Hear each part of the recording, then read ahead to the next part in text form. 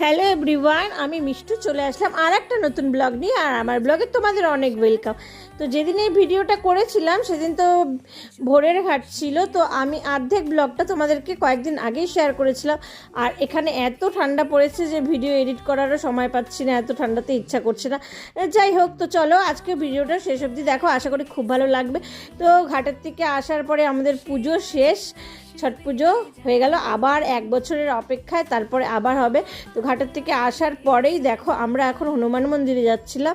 এটা নিয়ম, ঘাটের থেকে আসার পরে হনুমান মন্দিরে যেতে লাগে। তো আমরা এখন সবাই মিলে যাচ্ছিলাম। আর রাস্তাতে আমার তো দেখেই তোমরা মুখ চোখ দেখেই বুঝতে পারছো যে আমাকে কীরকম লাগছে।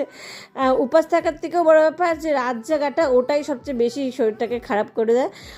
এখন হনুমান মন্দিরে চলে আসলাম, এবার এক এক করে আমরা সবাই মিলে পুজো দিচ্ছিলাম।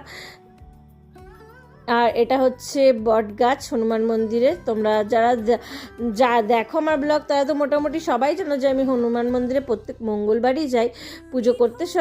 সব কিছু তো মানে সবসময় আর ফোনে ব্লগটা করে ওঠা হয় না, বাট ঘাটের থেকে এসেই আমরা চাও খাইনি, কিছু খাইনি। এখন আগে হনুমান মন্দিরে আসলাম, এখান থেকে পুজো করে বাড়িতে যাব, তারপরে গিয়ে ওখানে পারণ করব। তো পারণের জন্য এখানে 5 রকমের ভাজা, ফুলকপির সবজি, ডাল, চাটনি, অনেক কিছুই রান্না হয়েছিল। ভিডিওটা এখানেই শেষ করলাম, টাটা।